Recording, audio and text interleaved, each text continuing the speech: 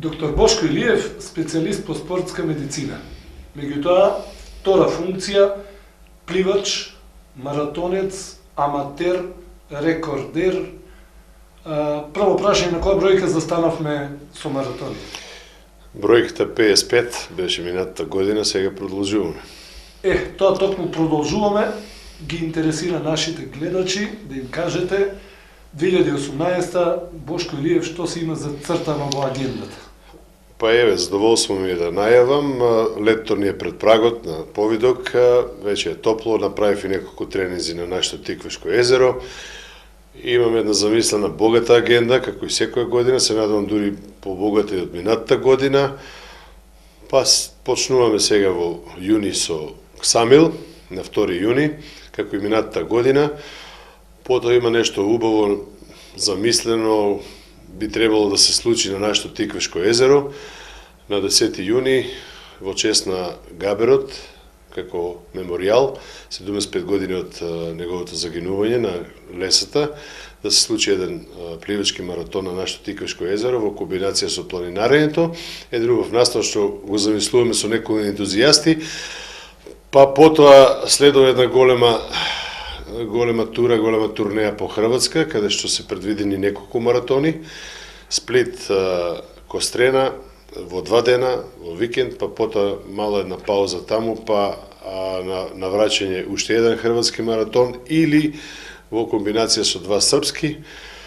И тоа ќе биде се за јуни. Во јули продолжува сигурно 2 српски маратона, еден викенд, па потоа еден замислен маратон пак на нашите езера, Маврово, не е прецизиран датумот. Следува нешто веројатно пак во Босна, еден маратон, потоа ќе има замислен неколку години неостварен во близина тука на Егејското море, баш и добро реков нашето, на Егејското море, Плотемона, со неколку ентузијасти што редовно секоја година се тама, значи од Хелас до Плотемона и назад. Сигурно ќе има и бугарски маратон, традиционален Варна и во комбинација со можеби некој. Пак нешто има во август, некој српски, во меморијален исто, каде што мислам да го посветам на еден мој пријател, веќе покоен, Дино Колчаков, на Рибаричи. И на крајот ќе завршиме сигурно пак со 2-3 хрватски маратона, негде во септември месец. Сега за оној зимниот Никити, не сум сигурен дали ќе се случи и како ќе се случи. Докторе, се работи ли на случајот Босфор? Случајот Босфор е една моја неостварена желба, малку потешко одат контактите, тоа значи организационо е проблем.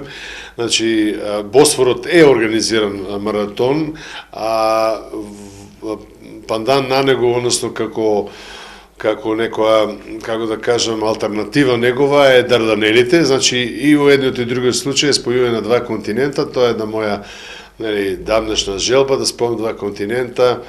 И јас се надавам дека ако не ова година, другата година организационно ќе оде подобро, значи тука ми е потребна логистичка подршка од некој што е во Турција и така, и секој спортист има некои такви желби што можеби некогаш и нема да се остварат. А балотон? Балотон си постои како маратон секоја година, не ми е пливан и тоа е една од моите желби, значи во Унгарија, во Мажарска да пливам. Ако има некој термин, зошто да не?